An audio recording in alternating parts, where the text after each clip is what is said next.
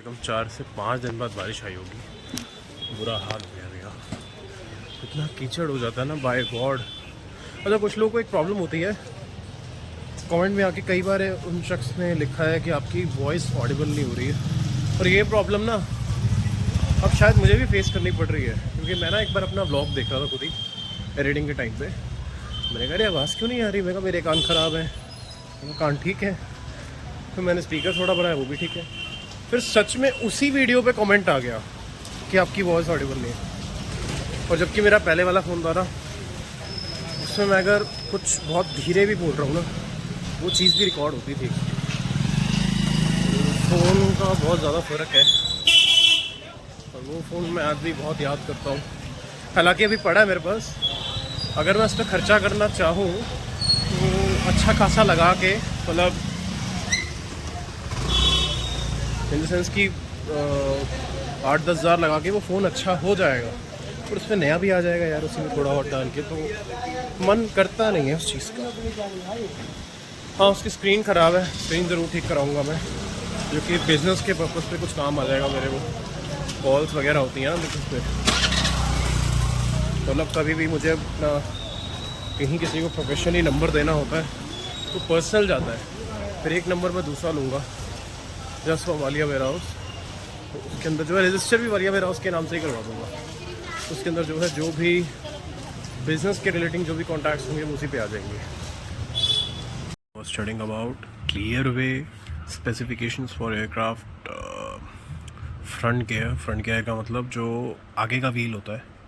और एक चीज़ मैंने और पढ़ी अभी स्टोल के बारे में, एस ऊपर भी पढ़ा था, वो तो खैर रेडोम, वो तो कोई और चीज़ है, ग्राउंड स्पीड ऊपर ये सब पढ़ा था। स्टोल का मतलब होता है short take off and landing, मतलब कि इन द सेंस कि अगर यदि कोई एयरक्राफ्ट छोटा है, मतलब ये रेफ़र किया जाता है, ये वर्ड जो एयरक्राफ्ट छोटे होते हैं उनके लिए स्टोल वर्ड रेफ़र किया जाता है। मतलब उनका क्या होता है कि वो रनवे बहुत ज़्यादा कम लेते हैं टेक ऑफ के लिए, लैंडिंग के लिए।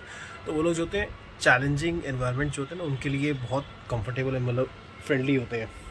जैसे कोई इमरजेंसी आ गई है, चैलेंजिंग है, कहीं पे बाढ़ आ गई है, वहाँ खाना पहुँचाना है, तो उसके आसपास ही एक एयरपोर्ट है, तो वहाँ उन ऐसे वेदर्स के लिए, ऐसे चैलेंजिंग इमरजेंसीज़ के लिए, तो वो जो है एयरक्राफ्ट डिज़ाइन होते हैं। सीजना हो गया, एनएफ हो गया, ऐसे एयरक्राफ्ट डिज़ाइन होते हैं। ये बहुत छोटे होते हैं और रनवे भी बहुत कम लेते हैं। उनको स्पेशली इन्हीं चीज़ के लिए डिज़ाइन करते हैं। बुश फ्लाइंग हो गई या कुछ एयर स्ट्रिप्स आ गई, स्पेशली माउंटेन्स में आपने देखा होगा जो ये वाले प्लेन्स होते हैं माउंटेन्स में काफ़ी ज़्यादा होते हैं, वो तो शॉर्ट डिस्टेंस इनको ज़्यादातर यूज़ किया जाता है। फिर आगे जो हमने पढ़ा था ना, वो था specifications for that front gear के ऊपर जो लाइट्स होती हैं। मतलब फ्रंट गियर जो होता है ना, वो एक बहुत इंपॉर्टेंट क्रूशल जिसे कहते हैं कंपोनेंट होता है एयरक्राफ्ट का। मतलब सारे ही क्रूशल होते हैं, ऐसी बात नहीं है। एक एयरक्राफ्ट 3,40,000 पार्ट्स का मिलके बना होता है, जिसके अंदर 490 स्विचेस एंड बटन्स होते हैं। तो जो एयरक्राफ्ट का जो फ्रंट गियर होता है ना, उसके अंदर आपके पास टैक्सी लाइट होती है, आपके पास टेक ऑफ लाइट होती है, आपके पास रनवे की लेफ़्ट और राइट की दोनों की लाइट्स होती हैं, और बीच में आपके पास एक होती है पार्किंग ब्रेक लाइट्स। तो ये लाइट जो होती है बहुत इंपॉर्टेंट क्रूशल रोल प्ले करती है। अगर कोई पायलट भूल गया तो उसके ऊपर भैया पूरा एलिगेशंस एयरपोर्ट अथॉरिटी लगा सकती है कि भैया तुम भूल कैसे गए, क्योंकि चेकलिस्ट का एक बहुत बड़ा हिस्सा है। जब भी एयरक्राफ्ट जो होते हैं वो रेडी हो रहे होते हैं या फिर वो लैंडिंग हो रही होती है, कुछ भी हो रहा होता है, तो चेकलिस्ट होती है एक्चुअली कि आपको ये चेकिंग प्रोसीजर्स पूरे करने हैं, उसके बाद ही you will apply some operations और एक्शंस। तो अगर वो चीज़ नहीं होती है ना, तो कहीं ना कहीं पूरे एलिगेशन पायलट पे लगा दिए जाते हैं कि भैया वो सो रहा था, कुछ नहीं, मतलब कुछ ना कुछ करके बहुत बुरे एलिगेशंस लगाए जाते हैं भैया। इसलिए चेकलिस्ट को हमेशा पायलट्स हमेशा दोहरा देते हैं। जब भी जैसे लैंडिंग हो रही है तो चेकलिस्ट दोहराएंगे, फ्लैप्स नीचे हैं, गियर डाउन है, कितनी स्पीड है, ये सब और सब कुछ इसी के हिसाब से होता है।